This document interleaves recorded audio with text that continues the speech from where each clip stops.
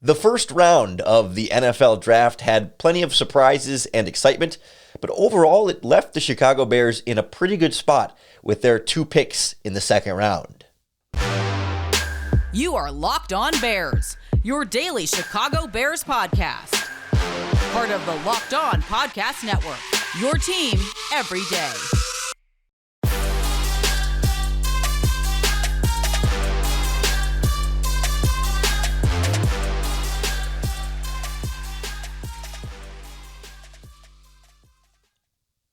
This is Locked On Bears, and I'm your host, Lorin Cox. I'm here to bring you your daily, in-depth Chicago Bears news and analysis. You can follow me on Twitter at CoxSports1. You can follow the podcast on Twitter at Locked On Bears. You can like Locked On Bears on Facebook. Join the Locked On Bears Facebook group for even more Bears talk. And make sure you hit that subscribe button on the Locked On Bears YouTube channel to keep up with all of our video podcasts as well. Thanks for making Locked On Bears your first listen today and hopefully every day. On the show today, we put together a little bit of a big board for the Chicago Bears on day 2 of this draft. The prospects that at least one of them will be there when the Bears are on the clock at 39, and kind of look at how they're positioned here on day 2 of the NFL draft. We'll look back at some of the different things that played out on day 1 and how that sets up what the Bears have to pick from on day 2. We'll also glance around the NFC North, and then we'll laugh at the Green Bay Packers for their fans being outraged at not getting a wide receiver again in the first round. A pretty good first round by the Jets. Vikings kind of big movers throughout that first round, and a lot to keep track of on day 1 of that draft. But overall, I think it leaves the Bears in a very flexible position at 39, right? We'll get into some of the first round dynamics that affect the pool of players that are going to be available to them. It's not like it's particularly overwhelmingly loaded at any of the specific positions of need for the Bears, but there's a lot of options to at a lot of different positions when you start to look at the variety of what could be available to the Bears at 39, and maybe even it's enough variety that might leave them inclined to trade down, even if it's just a little bit, maybe not a massive drop down, because with pick 33 to start the second round, essentially you need 7 picks there to get to the Bears, as far as one of those 7 players will be there at 39. If all you have to do is pick 7, because there's only 6 actual picks until the Bears are set to be on the clock. And so if I start to go through the names of the best players available still on the board and try and put them in some sort of order of if this guy's here, take him, and if he's not there, we'll take the next guy. And, you can sort of argue one above the other, and the exact order isn't super critical to me. But I think as I look at it now, I start with the guy I picked in our Locked On Podcast Network Ultimate Mock Draft for the Bears at 39, who's still on the board. It's Bernhard Raimann, the offensive tackle from Central Michigan. For me, he's a first-round left tackle who's still on the board here.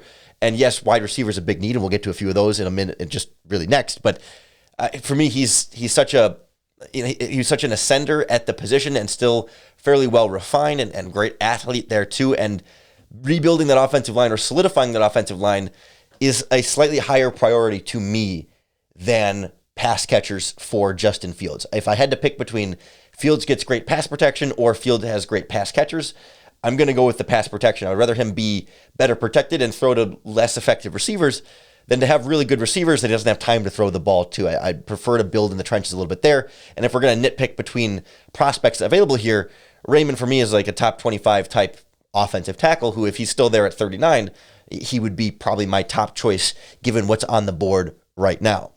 Right up there with him is going to be Georgia wide receiver George Pickens, in terms of a guy that looks like he can develop into that number 1 type wide receiver, big body, vertical down the sideline, make the tough catches, right? Go up and be that difference maker at wide receiver. Not that he's going to step in as a rookie and be a 1,000-yard guy necessarily, but seems to have that build and the skill set, and is really a hard competitor, to the point where there's almost off-field concern, not off-field, but almost between the ears concerns, because he got into a couple of fights during games sometimes, and a little bit of a hothead type thing. But to me, it seems like it can be a positive that you can harness, and not just a negative of a guy who's not in the playbook type of head case issues, right? He just is a really fierce competitor, and that's what the Bears want at wide receiver. So I think I put him right there in that conversation among top options there with the 39th overall pick.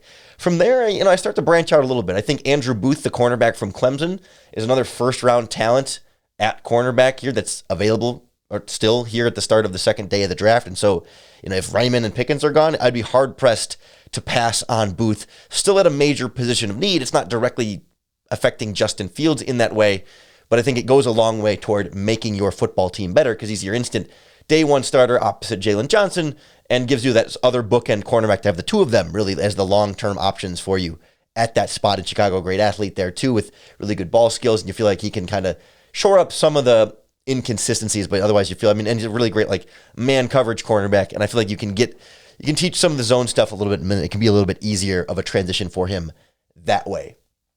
From there, I think there's a little bit of a drop-off. I think Logan Hall, the defensive lineman from Houston, would probably be where I'd go next, because again, I do feel like he's a potential first-round talent there. Played interior on the Houston defensive line. Some project him to play more of an edge rusher spot in the NFL, but I think he's that sort of hybrid interior-exterior defensive lineman that I think would be a good fit in this 4-3 scheme, that you could play him at some 3-tech, and you could kick him outside sometimes in the rotation if you want to, and find a spot for him because he can get after the quarterback and be an effective interior guy for you there. Then I'd probably go, from here there's another sort of drop-off, but probably Skye Moore, the wide receiver from Western Michigan. A little bit on the shorter side, but not exclusively a slot receiver. Played a lot of outside at Western Michigan.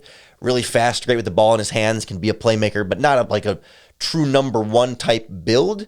But if you think about like the way the Kansas City Chiefs offense had a lot of those just like fast receivers, like that's what Skye Moore would fit into for the Chicago Bears there. A name I'll throw in here that hasn't really been out there that much, I think, in terms of Bears coverage, that has to come into the big board somewhere, is Arnold Ebiketie from Penn State. Another one of these borderline first-round edge rushers, right? 4-3 defensive end spot. Not the biggest need compared to wide receiver, offensive line, and cornerback, but he's just a really good like speed rushing prospect off the edge, and especially if the Robert Quinn trade is in the works or in the rumor mill or however they're going to handle that at some point. Robert Quinn's not a long-term piece here. He's a short-term piece, and getting another young long-term piece at edge rusher would be tempting if I feel like he can be a potential difference maker like Ebiketie from Penn State. But otherwise, I'm not like super keen on using that first pick on edge rusher because I put Christian Watson from North Dakota State as that like seventh guy here that like if all those other guys are gone, a 6'4", ran like a 4.26 or whatever, 40-yard dash. Height, weight, speed, freak athlete at wide receiver. Dropped a lot of passes. That's the main concern. Drop passes and level of competition. That's why you break him down a little bit, right? And he comes farther down on your big board there, but you love the potential, you love the tools there, and you can build him into something potentially even greater in the NFL and adds something size-wise that the Bears don't quite have while not sacrificing at all at speed. So like at 39, like you're guaranteed out of that group like a really good player you can be excited about. Plus, there are other players that are also very good that would be very much in consideration for this pick or the Bears' next pick. We'll kind of look at what the draft pool looks like as a whole and how the first round affected that next on Locked On Bears. This NFL Draft episode of Locked On Bears is brought to you by our friends at Shady Rays. They're sunglasses makers, an independent sunglasses company that gives you the features of $200 sunglasses for a fraction of the price. That means polarized lenses, well-constructed and very durable frames, and premium high-end finishes. Also, something you won't find anywhere else, Shady Rays has an extreme, it's just like insane protection program. Like your purchase is going to be well taken care of. You don't have to worry about something going wrong and you're getting screwed over. Not at all. Shady Rays includes lost and broken protection on every pair. So they'll actually send you a brand new pair of Shady Rays sunglasses if you lose them, like no matter what happened. Give them a try, and if you don't love them, you'll pay nothing. 100% money back guarantee. It's simple as that. Plus, when you purchase Shady Rays sunglasses, they donate 10 meals to fight hunger in America. Exclusively for Locked On Bears listeners, you can head to shadyrays.com and use our promo code LOCKEDON to get 50% off 2 or more pairs of polarized sunglasses. That's code LOCKEDON for their best deal of the season, 50% off 2 or more pairs of Shady Rays sunglasses, backed by over 150,000 verified 5-star reviews. The Bears weren't part of the fireworks on the first round of the draft, but it's certainly going to shape what they do here in round 2 when you have 6 wide receivers and 6 offensive linemen go in the top 18. I think all 6 wide receivers went between 8 and 18. It was just a crazy run, or top 19 picks, I think, for the last offensive lineman there. But just a crazy run at really both of the Bears' primary offensive positions of need, at the very least. And it left a lot of those later round teams that were maybe hoping for a wide receiver or offensive lineman to fall to either have to reach for somebody like the Patriots did with Cole Strange from Chattanooga, which was just wild to see them take a potential like 3rd or 4th or maybe 2nd at best round pick there at the bottom of the first round. Of course, all the trades as well, when you saw not only like all the trades leading up to the draft, but then 2 veteran wide receivers traded during this draft. A.J. Brown traded from the Titans, and Marquise Brown traded from the Ravens, the Cardinals. I mean, it's wild. A lot of different movement and teams moving on from wide receivers, and clearly that seems to be where the effort, the emphasis and the value has been at those spots. And it's why the Bears are left kind of like with that clear drop off at the wide receiver spot. Like the borderline, like a Jahan Dotson from Penn State, you weren't sure first round, second round guy, and he goes before Treylon Burks. It goes earlier in that run on wide receivers there, but then Burks goes not that long after that to the Titans, who had traded A.J. Brown to go get him, which is a weird decision because Burks is kind of like was compared to A.J. Brown. So they traded him for a younger version of the player they already had, who was already proven and established. But it seems like there's a lot going on there that's beyond just the X's and O's on the field with the Tennessee Titans. And it's all just it was kind of glad. It was nice to just like really be separate from all that and not be, like this, there was no like none of that stress of like, oh no, like, is this player that we really want going to fall down to where the Bears are picking, right? You remember like last year's draft was stressful because it's like, okay, what's going to happen with these quarterbacks or these offensive linemen? And then, of course, all the excitement when they trade up and all that stuff was a lot of fun. But like, there's a stress and an excitement. Is it excitement? Is it fear? Is it adrenaline? All of the above. But like, this was nice to just sort of like watch the chaos happen and watch it for other teams. But then, and when you look at where the Bears are and what players are still available, right? We kind of went through the 7 towards the top there. But otherwise, for those 2 second-round picks, it's not. There's like a handful of wide receivers and then a couple of offensive linemen and a handful of cornerbacks in there. And it kind of depends on, where your flavor and your taste is. Because it's like, of course, we talked about Pickens and Moore and Watson at receiver, but then like Alec Pierce from Cincinnati.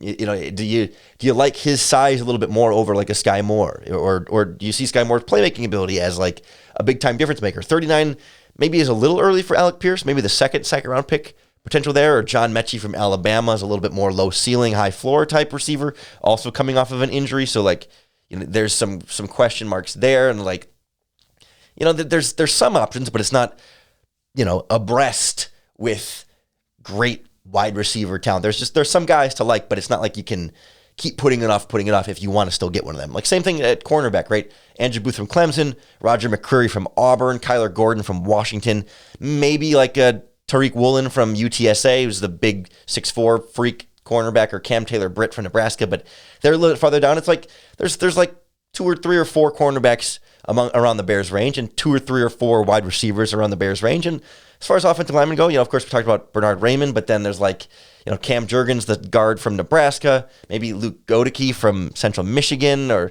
Dylan Parham from Memphis, Nicholas Petit-Frere from Ohio State, or there's guys there. They're not like all a bunch of big name players at the Bears' position of need, but it's like there's a lot of different options there. Plus, a lot of depth at edge rusher still left here, and a lot of top edge rushers there. That will Ryan Poles be tempted to potentially go edge rusher there, just because it looks like there's going to be a lot of those potential best player available type guys, or linebacker like Nakobe Dean from Georgia, right? Another super freak athletic like a smaller Roquan Smith.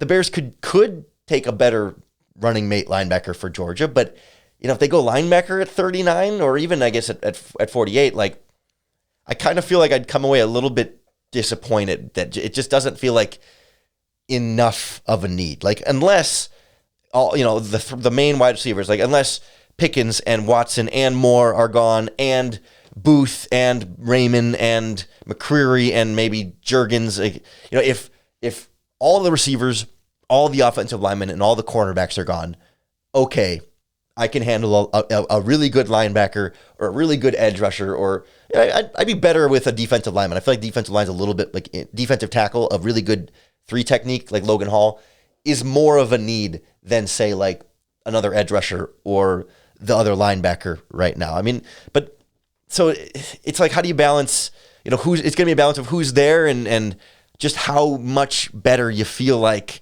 some of these receivers are. Like if you miss out on, say, Pickens is gone and Skye Moore is gone, do you feel like you have to get Christian Watson or Alec Pierce with that 40th pick? Like, because if you trade down from there or don't take them, you don't think they're going to last to the third round? So like, are you sort of hamstrung to like make sure you get them there if you don't get one earlier? Because otherwise you kind of run out of big time potential week 1, year 1 difference makers at such a key spot. Like at least with the offensive line, we've kind of talked about how like Raymond is a first round talent, and then from there it's a lot of like day 2 / round 2 / round 3 guys to where maybe you feel like you can wait and Nicholas Petit-Frere or Dylan Parham might be there early third round if you were to trade down from your second round pick. You don't feel like you necessarily have to get him there. You can still get a fairly comparable player late second to early third at offensive line comparatively to the wide receiver spot, where it feels like this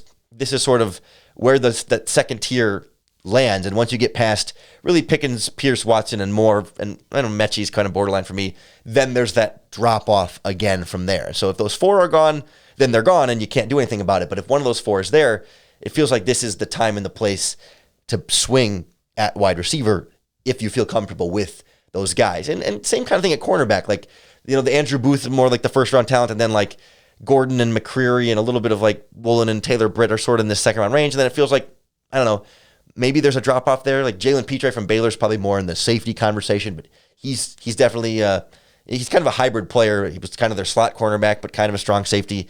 I'm not sure that the scheme fit in Chicago is exactly ideal, but he's a good football player, so you can get him and maybe try and make him work there. But if those wide receivers are gone and the offensive linemen are gone, then like a guy like Boye Mafe from Minnesota, like a fine edge rusher that was a borderline first round pick, like can you hate that much on the best player available if it's not the ideal need spot for the Bears? Like I'd be mad at a running back. I'd be obviously no reason to take a quarterback. I don't think I'd particularly like a tight end at that spot, but like other than that, if it's truly like I feel like I'm getting a first round potential talent and other players at other positions of need are not there. I mean, because so many of those wide receivers and offensive linemen came off in the first round, right? It's just like it's clearly a premium, and this seems to be the range now where teams might go after them, and all of a sudden you could be in this spot where it's like, all right, take the linebacker, take the edge rusher, whatever. We'll take a good football player because that's the better team building strategy. I think for me, the thing the Bears have to come away with in the second round between the second and third round, come away with 3 contributors anywhere.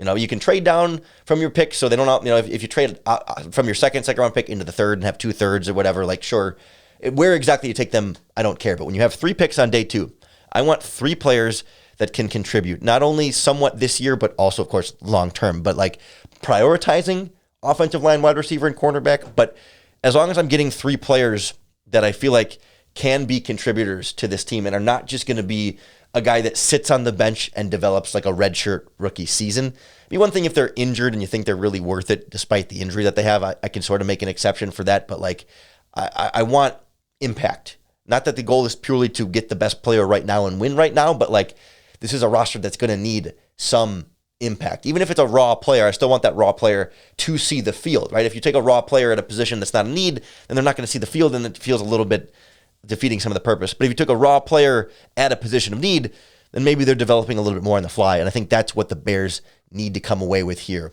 in this first round, especially keeping pace with the other teams in the NFC North and the NFL that had made some nice picks in the first round. We'll kind of check in on some of the things we need to know moving forward for this team and their opponents from that first round of the draft next on Locked On Bears.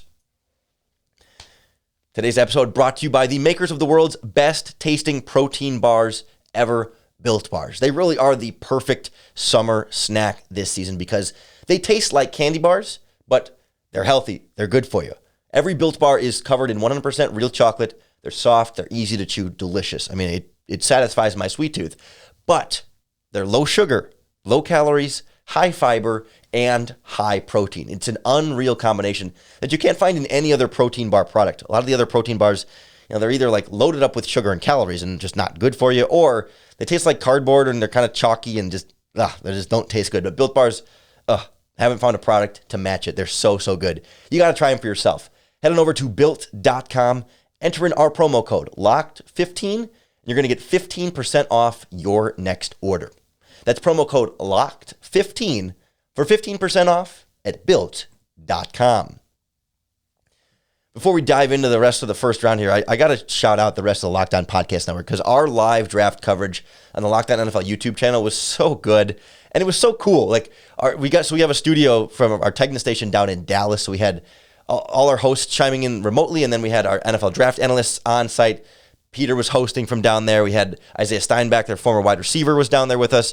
And then like all our hosts for all the picks, Locked On Jaguars chimes in at the first pick, and when they picked later on the draft, all the hosts could come in via virtual call and like give that team perspective on their picks. I'm going to be doing it for the Bears picks tonight, live on the Locked On NFL YouTube channel. It's like professional TV station level production with multiple cameras. I mean, like it's really nice professional like draft coverage. So if you don't like the TV broadcast that much, or you just want to support us because we're great and you like the Locked On Podcast Network, go check those out, because they're just really top-notch, professional, well-done NFL broadcasts. And it was really fun seeing Peter Bukowski of Locked On Packers react to the Green Bay Packers not drafting a wide receiver again. Throughout the entirety of Aaron Rodgers' career, they have not used a first-round pick on a wide receiver. And it was kind of I sort of foretold the prophecy, not that I was the first person to come up with this idea, but yesterday afternoon, I tweeted, mostly just as a joke and tongue-in-cheek to rib Packers fans, I said, my only wish for the first day of the draft is that Green Bay doesn't take a wide receiver with either of their first-round picks, and Packers Twitter melts down once again. And boy, was I happy when the first pick came in, and it was like, I don't think they're going to reach for Pickens or Christian Watson or Skye Moore here. Right? I didn't think at 23 or whatever that was, that because the 6 had already come off the board, it's like, the Packers aren't going to take one here. And I thought Quay Walker would probably be the pick, and it was. And fine, okay, but 28 came around, I'm like, they got to take Pickens or Watson or whoever here, right? I mean, they have to. They can't afford to go another position, right? Of course, they take Wyatt from Georgia, and Packers fans were furious, right? I mean, I was with some Packers fans at the time when the selection was on, and they were furious. I mean, they're like, who is this guy? Why is this not a wide receiver, et cetera, et cetera? And like, by all means, we should enjoy the misery of Packers fans and laugh at them and watch it from afar and, soak it all in, because, we don't always have as many of those opportunities. And by all means, like, let's laugh away and enjoy their misery. But that being said, they did get like 2 really good football players. Like, I mean, when you sort of look past the, they didn't take a wide receiver. First of all, the only thing that would have been better is if they'd taken another quarterback. That would have been hilarious. I mean, it would have been a complete meltdown. But they haven't even traded Jordan Love yet, so it's a whole thing. But Devontae Wyatt from Georgia, really, really good defensive tackle. I mean, just a freak athlete there, really good at not only getting after the quarterback, or not only stopping the run, but also getting after the quarterback. I mean, he is a potential like dominant interior defensive lineman. When you pair him with Kenny Clark, like all of a sudden, to me, that increases the priority on the interior of the Chicago Bears offensive line. I feel fine with Cody Whitehair. I'm okay and good with Lucas Patrick, but like that right guard spot is a huge hole. And trying to play Kenny Clark and Devontae Wyatt on the same team with a bad right guard that currently doesn't really have a real starter there is going to be a problem. And they need to get something much better at that spot if they want to contend with what Green Bay is going to have on that defensive line, plus the pass rushers that they already have.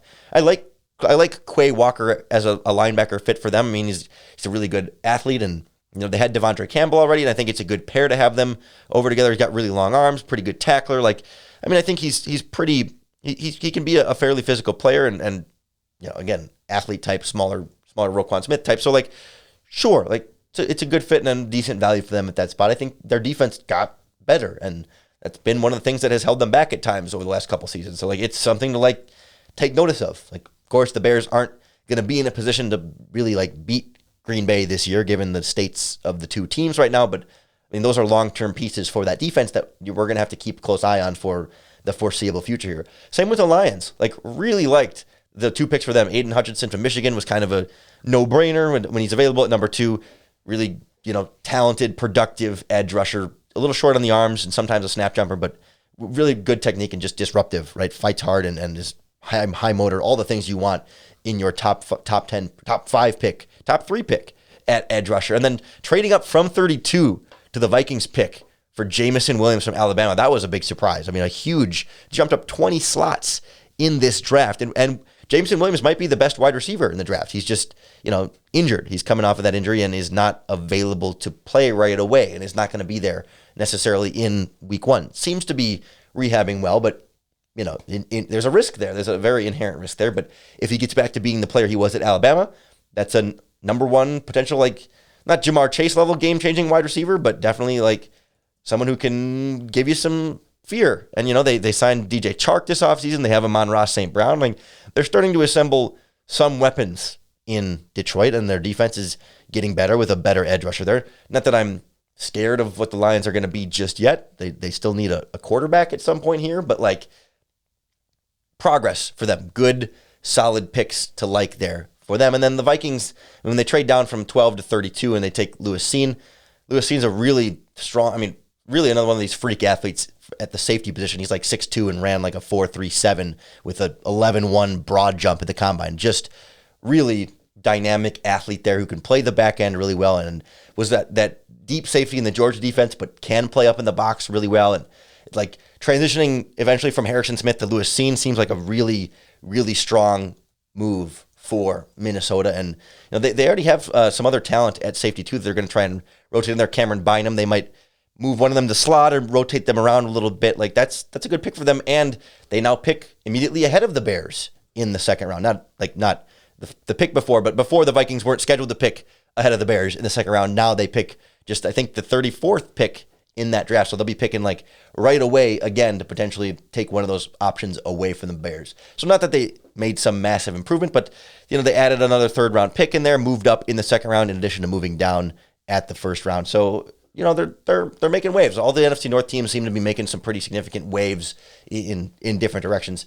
Still funny that the Packers didn't get a wide receiver for Aaron Rodgers, and the Bears will have a chance to pick a wide receiver before the Packers are set to be on the board again.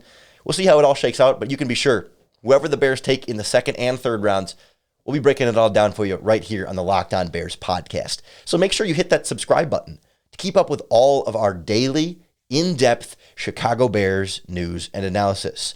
Again, I implore you to tune into the Locked On NFL live draft coverage. We'll tweet it out from @LockedOnBears. I'll tweet it out from @CoxSports1. We'll tweet it out from the @LockedOn Podcasts Twitter handle. It's on the Locked On NFL YouTube channel as well. And it's a great show. Great analysis from literally hosts for all 32 teams. So we have the 32 hosts plus, 5 people in studio. I guess one of them is one of the 32 hosts. But we're talking 36 plus people just as analysts to contribute to this draft coverage. I don't know that anyone else has a wider roster of expertise on each of the teams and the prospects covering this draft. So join the Locked On train with us. It's a lot of fun. I hope you'll tune in. And I hope that the Locked On Bears podcast and our draft coverage will help you bear down.